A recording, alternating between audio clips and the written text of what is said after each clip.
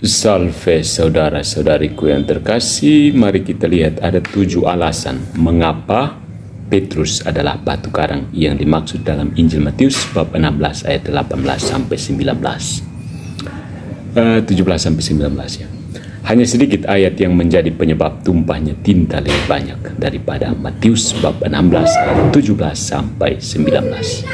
Dan Yesus menjawabnya, "Berbahagialah kamu Simon Bar-Yona, sebab bukan darah dan daging yang menyatakan hal ini kepadamu, melainkan kepada Bapakku, melainkan Bapakku yang di surga.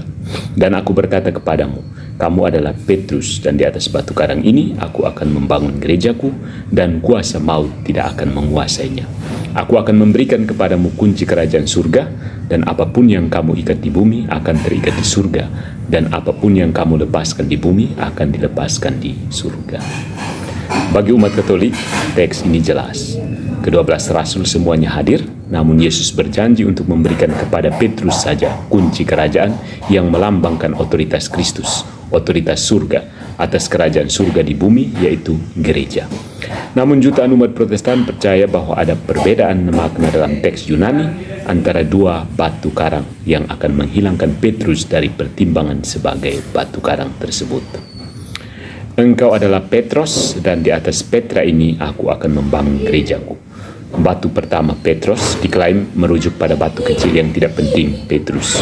Yang kedua Petra diklaim sebagai sebuah batu besar.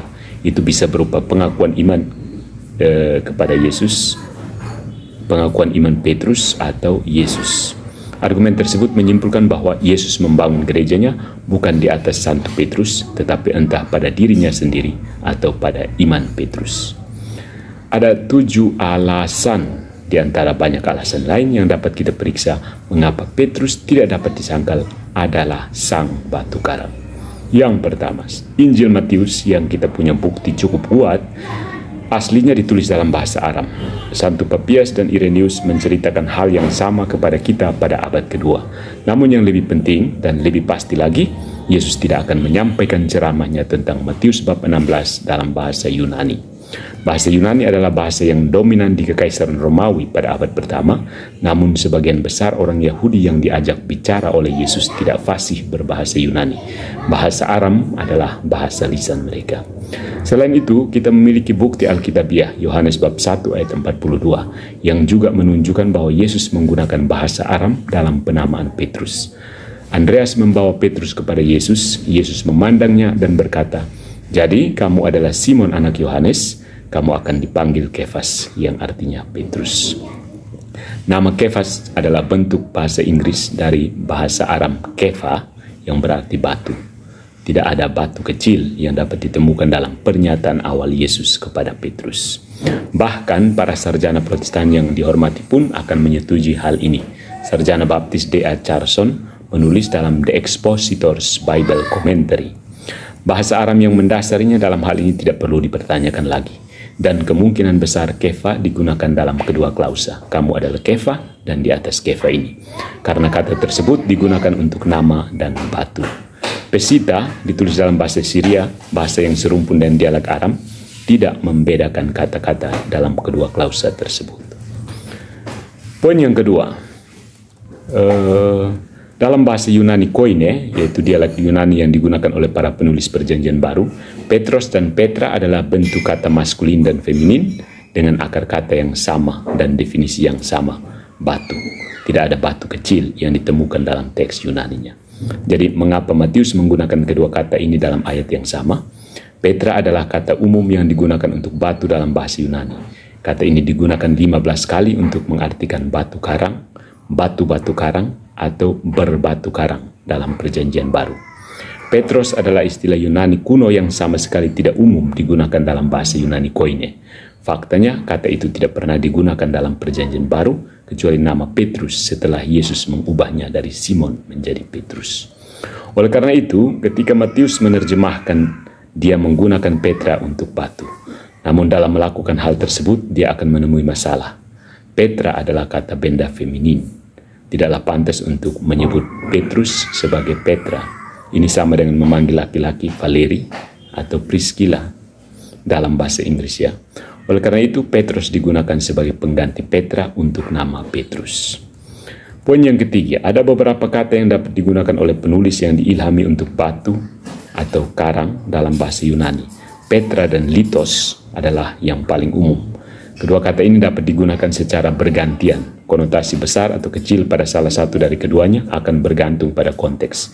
Kata-kata itu berarti batu atau rock or stone, batu atau batu kerikil. Craig S. Skinner, sarjana Protestan lainnya, di halaman 90 dari The IVP Bible Background Commentary of the New Testament mengatakan, dalam bahasa Yunani di sini keduanya mengacu pada Petrus dan Petra adalah istilah serumpun yang digunakan secara bergantian pada periode ini. D.A. Carson menunjukkan bahwa perbedaan besar atau kecil memang ada dalam bahasa Yunani, tetapi hanya ditemukan dalam bahasa Yunani kuno yang digunakan dari abad ke-8 hingga ke-4 sebelum Masehi. Dan bahkan di sana perbedaan tersebut sebagian besar terbatas pada puisi. Perjanjian Baru ditulis dalam bahasa Yunani Koine, digunakan dari abad ke-4 sebelum Masehi hingga abad ke-5 Masehi. Carson setuju dengan Skinner dan umat Katolik bahwa tidak ada perbedaan definisi antara Petrus dan Petra. Salah satu kamus Yunani yang paling dihormati dan menjadi referensi di kalangan evangelikal adalah Kamus Teologi Perjanjian Baru karya Gerhard Kittel. Dalam pernyataan yang paling jujur mengenai Matius 16:18, Dr. Oscar Kuhlman, editor yang berkontribusi pada karya ini, menulis, permainan kata-kata yang jelas telah masuk ke dalam teks Yunani, menunjukkan identitas material antara Petra dan Petrus, karena tidak mungkin untuk membedakan secara tegas antara kedua kata tersebut. Petrus sendiri adalah Petra ini, bukan sekedar keyakinan atau pengakuannya. Gagasan para reformator bahwa yang dia maksud adalah iman Petrus sungguh tidak dapat dibayangkan. Sebab di sini tidak ada referensi tentang iman Petrus. Sebaliknya, paralelisme antara engkau adalah batu karang dan di atas batu karang ini aku akan membangun, menunjukkan bahwa batu kedua hanya bisa sama dengan batu pertama. Jadi jelaslah bahwa Yesus memaksudkan Petrus yang diberi nama batu karang. Sejauh ini penafsiran Katolik benar. Katolik Roma menurut itu orang Protestan, dan semua upaya Protestan untuk menghindari penafsiran ini harus ditolak. Poin yang keempat, jika Matius ingin membedakan batu dalam konteksnya, kemungkinan besar dia akan menggunakan litos. Seperti disebutkan di atas, litos bisa merujuk pada batu besar, tetapi lebih umum digunakan untuk menunjukkan batu kecil. Namun ada kata ketiga yang bisa digunakan Matius yang selalu berarti batu kecil, psepos. Ini digunakan 2 kali dalam Wahyu bab 2 ayat 17 sebagai batu kecil. Ketika Yesus berkata, barang siapa menang, aku akan memberikan sebagian dari mana yang tersembunyi, dan kepadanya sebuah batu putih, yang pada batu itu tertulis nama baru yang tidak diketahui oleh siapapun, kecuali dia yang menerimanya. Di sini kita mempunyai satu kata Yunani yang tidak seperti litos dan Petra, selalu mempunyai konotasi batu kecil atau kerikil. Poin yang kelima, alur penalaran yang lebih sederhana, menyimpang dari bahasa aslinya, dan mengkaji konteks langsung dari bagian tersebut. Perhatikan, Tuhan kita berkata kepada Petrus dalam Matius bab 16 ayat 17-19. Dan Yesus menjawabnya, berbahagialah kamu Simon Bar-Yona, sebab bukan darah dan daging yang menyatakan hal ini kepadamu, melainkan Bapa-Ku yang di surga. Dan aku berkata kepadamu, kamu adalah Petrus, dan di atas batu karang ini aku akan membangun gerejaku, dan kuasa maut tidak akan menguasainya. Aku akan memberikan kepadamu kunci kerajaan surga, dan apapun yang kamu ikat di bumi akan terikat di surga, dan apapun yang kamu lepaskan di bumi akan dilepaskan di surga. Yesus menggunakan kata ganti orang kedua 7 kali hanya dalam 3 ayat. Konteksnya jelas merupakan saat Yesus menyampaikan otoritas unik kepada Petrus. Lebih lanjut, Yesus digambarkan sebagai pendiri gereja, bukan bangunannya. Dia berkata, saya akan mendirikan gereja saya, aku akan mendirikan gerejaku. Yesus adalah orang bijak yang membangun rumahnya di atas batu, bab 7 ayat 24 dalam Injil Matius. Sekali lagi, tidak sesuai dengan konteks ketika Yesus membangun gereja di atas dirinya sendiri. Dia membangunnya berdasarkan Petrus.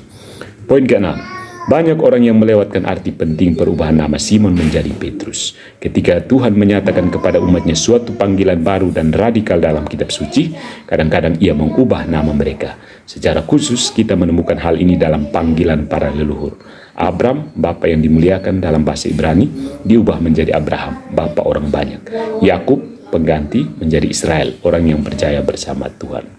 Faktanya, ada persamaan yang menarik antara Abraham dan Petrus. Dalam Yesaya bab 51 ayat 1-2 kita membaca, Dengarkanlah aku, kamu yang mengejar pembebasan, kamu yang mencari Tuhan. Lihatlah pada batu karang tempat kamu dipahat. Pandanglah Abraham ayahmu. Di sini Yesus menjadikan Petrus sebagai bapa sejati atas rumah tangga iman. Sama seperti Allah menjadikan Abraham bapa sejati kita dalam iman. Lihat Roma bab 4 ayat 1-18 dan Yakobus bab 2 ayat 21. Oleh karena itu, pantaslah jika penerus Petrus disebut paus atau papa. Seperti halnya Abraham. Lihat Lukas bab 16 ayat 24. Dan poin yang terakhir, poin ke-7, ketika kita memahami bahwa Kristus adalah anak Daud, putra Daud, yang sebenarnya yang datang untuk memulihkan kerajaan nubuatan Daud, kita memahami bahwa Kristus dalam Matius bab 16, seperti Raja Israel, sedang mengangkat Perdana Menteri di antara para menterinya, para rasul di kerajaan. Ini menurut Yesaya bab 22 ayat 15-22. Dan konteks ini, Yesaya 22, 15-22, memberi kita wawasan tentang pelayanan Perdana Menteri di Israel kuno. Beginilah firman Tuhan Allah semesta alam. Mari pergilah ke pengurus rumah ini, kepada Sebna yang mengepalai rumah tangga ini, dan katakan kepadanya, lihatlah Tuhan akan melemparkan kamu pergi dengan kekerasan. Aku akan mengusirmu dari jabatanmu, dan kamu akan diusir dari jabatanmu. Pada hari ini aku akan memanggil hambaku Eliakim bin Hilkia, dan aku akan mengenakan kepadanya jubahmu, dan akan mengikatkan ikat pinggangmu padanya, dan akan menyerahkan kekuasaanmu ke tangannya, dan dia akan menjadi ayah bagi penduduk Yerusalem dan kaum Yehuda. Dan di bahunya aku akan meletakkan kunci rumah Daud. Dia akan membuka dan tidak ada yang akan menutup, dan dia akan menutup dan tidak ada yang akan membuka. Dalam Wahyu bab 1 ayat 18, Yesus menyatakan, aku memiliki kunci maut dan Hades. Dia kemudian mengutip teks dari Yesaya dalam Wahyu bab 3 ayat 7, dan kepada malaikat jemaat di Philadelphia tulislah, perkataan yang maha kudus, yang benar, yang memegang kunci Daud, yang membuka dan tak seorang pun boleh menutup, yang menutup dan tak seorang pun membuka. Saudara-saudari, tidak ada orang Kristen yang akan menyangkal bahwa Yesus adalah Raja yang memiliki kunci-kunci itu. Kepada siapa dia memberikan kunci-kunci itu? Saint Peter the Rock, kepada Santo Petrus.